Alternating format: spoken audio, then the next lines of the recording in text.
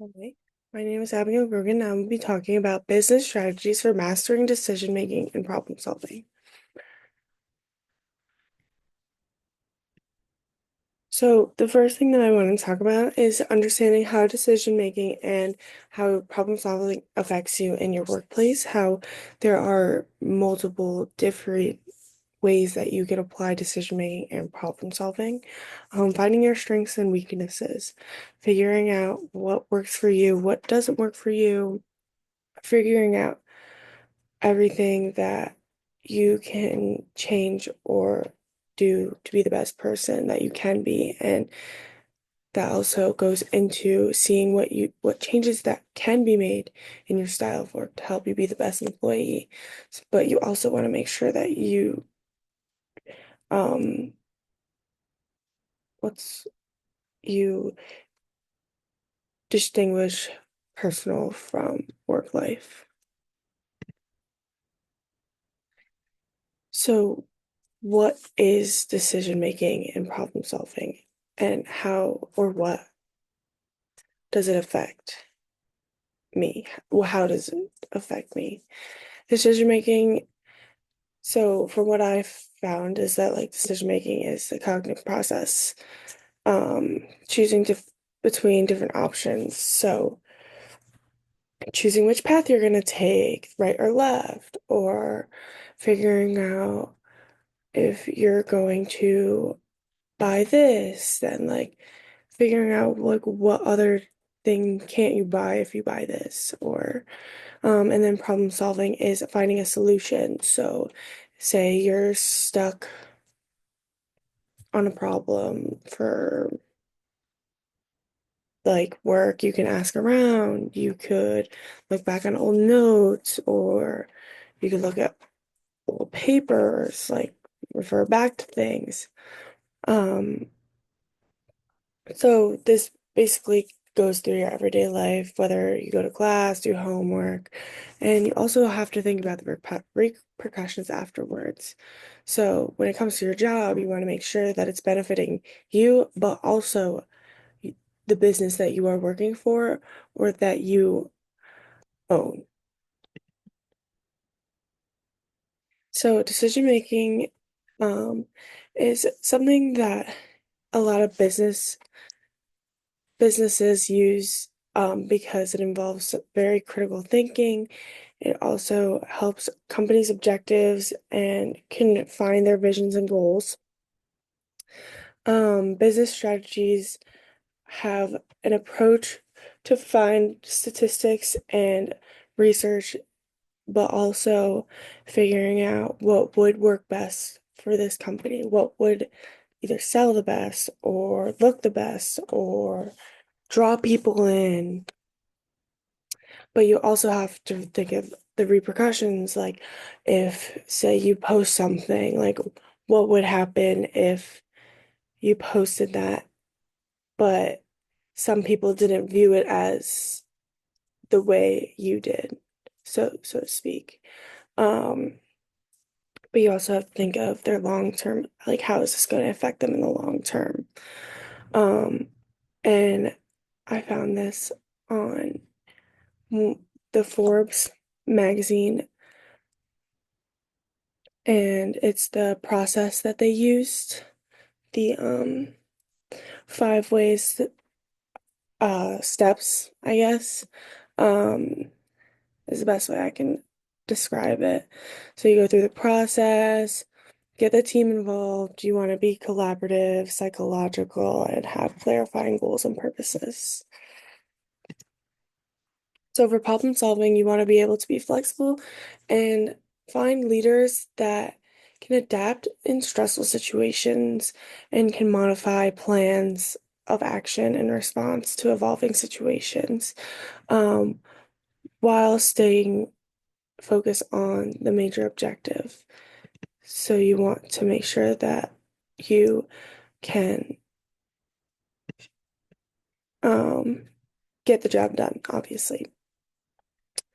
Um, so you have I also pulled this from, I think I pulled this from the blog, And this is how they did decision-making process. But I was thinking that it kind of also involves a lot of problem solving because when you all evaluate alternatives and you choose a solution, I feel like that is very much problem solving, but you also have decision-making processes involved in the problem solving um, solution. So how does this affect me or you as a person, human? So you make decisions every day, whether how you want to interact with people, how you want to perform that day, how you choose the companies that you decide to work for, and how maybe you work better with one company or one company is paying better, but you don't really know how you're going to vibe with the boss that well because you got a little weird vibe at the interview. You also want to know about your workplace. Like, is it a positive workplace? Do they use positive reinforcement? Is there, like, is it not negative? Like, is there no negative energy being brought into the workplace? Um, you want to be able to get work done. So being able to be productive and have your creative brain, your creative mind flowing and have very open-minded conversations and also goal-oriented decision making. But on the other hand, you don't want poor decisions being made. You don't want the low motivation being brought into the workplace or the possible breakdown and like disconnect from in teamwork.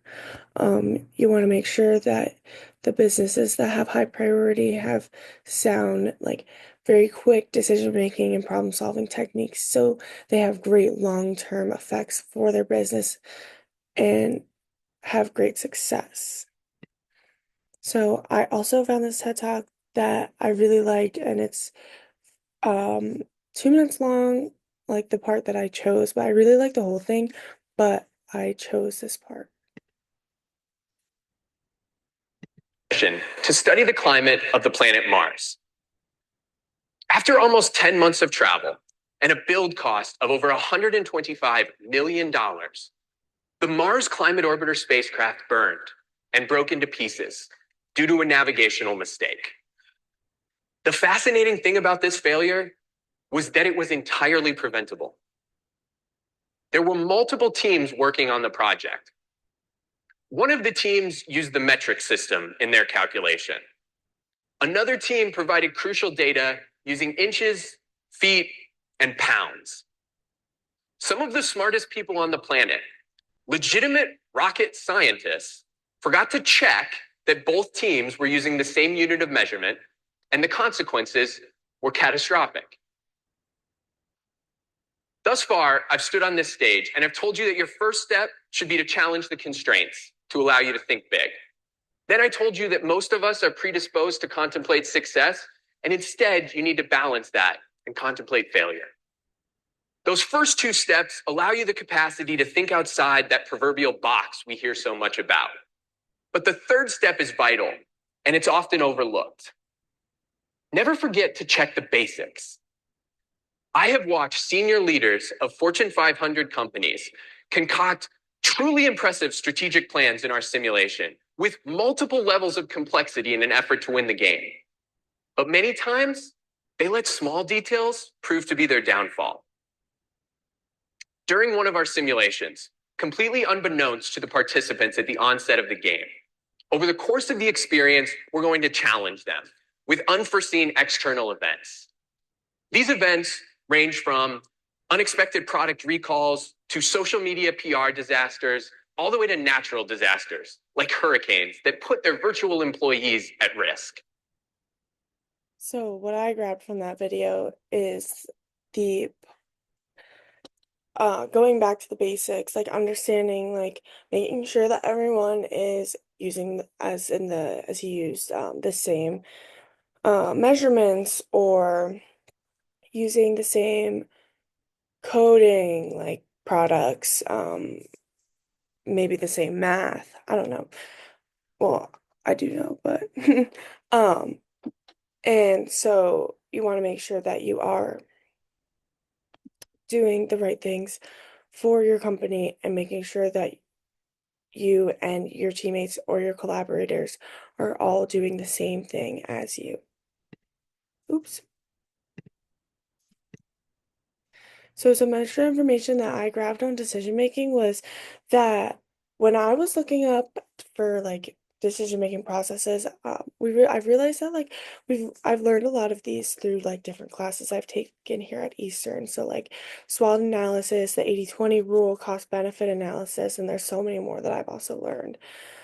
Decision making is crucial for any business. Like if you want to grow as a business, if you want strategy, you want to be profitable, you want just great success in your company, you want to have good decisions being made for your businesses, having clear-minded people and using all your resources, and possibly extinguish any risk and long-term effect. But also you do want to stay competitive in the end. You want to help your business grow, so like helping maybe possibly other organizations grow, like smaller organizations, and changing business environments. If it's a negative business right now, you want it to be a positive environment, and you want to meet everyone's needs in the end and have long-term success. Some extra information that I found on problem solving was that it's a critical skill, and it'll help with efficiency and it'll help with growth and overall success of the organization.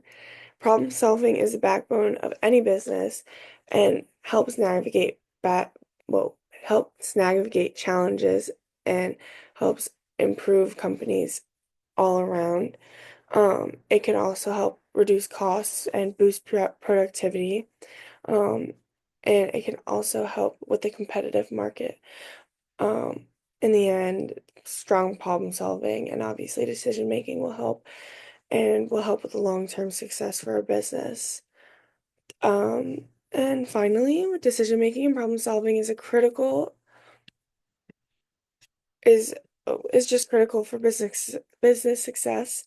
It helps with a lot of different strategies. It helps power organizations through and through. It helps to keep the business competitive and helps with a lot of different challenges and helps employees overcome what they have learned and what they need to establish, and also applying what we've learned, like the SWOT analysis and cost benefit, to make rational choices.